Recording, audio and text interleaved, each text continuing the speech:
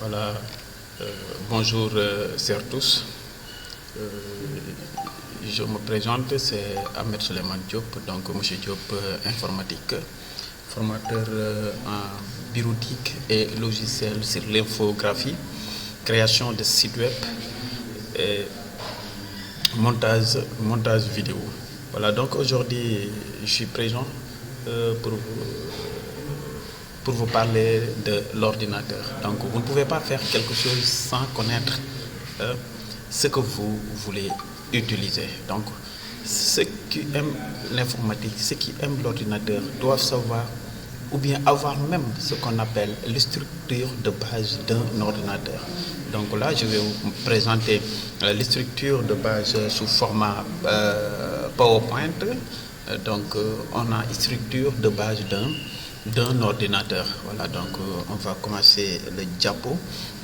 Donc là, vous savez que c'est comme toute présentation. Donc je vous présente le titre du texte structure de base d'un ordinateur. Voilà, donc là, nous allons voir la définition ou bien même les définitions de l'ordinateur parce qu'il y en a beaucoup. Donc ici, l'ordinateur est un appareil électronique programmable qui traite automatiquement les informations. Il est constitué de l'unité centrale et des périphériques. Voilà. Donc on pouvait aussi dire que l'ordinateur est une machine électronique programmable capable d'effectuer des tâches sans l'intervention de l'homme. Voilà. Donc on a dit qu'il est constitué de l'unité centrale et des périphériques. Donc il faudra comprendre par là que pour parler de l'ordinateur, il vous faut d'abord parler de ce qu'on appelle l'unité centrale, parce que c'est l'unité centrale qui constitue tout.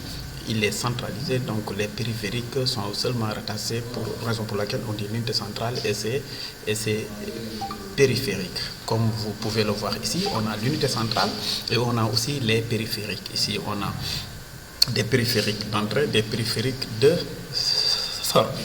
Donc on a l'écran comme le moniteur, la souris, le clavier et aussi une imprimante. Merci. Voilà. Donc ici, on a l'unité centrale.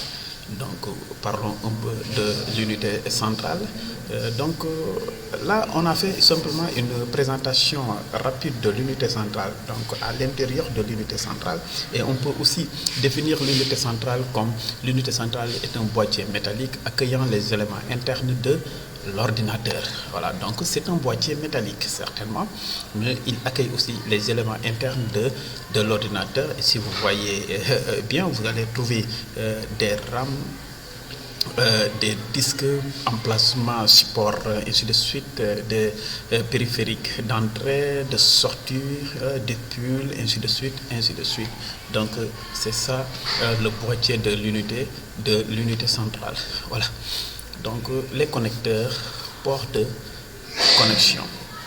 Il faut aussi savoir que, par exemple, ici on avait l'unité centrale.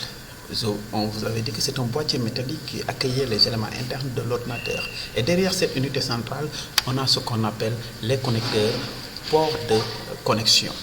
Donc le boîtier de l'unité centrale est muni d'un ensemble d'emplacements ports. Quand on parle d'emplacement, on veut simplement faire allusion donc aux ports destinés à connecter égale brancher les périphériques.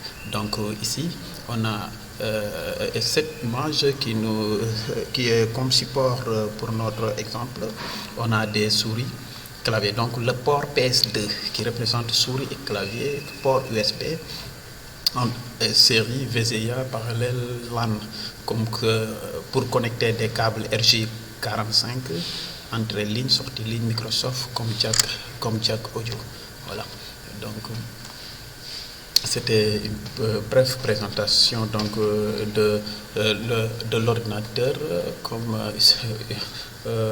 je l'avais dit au début, structure de base d'un ordinateur.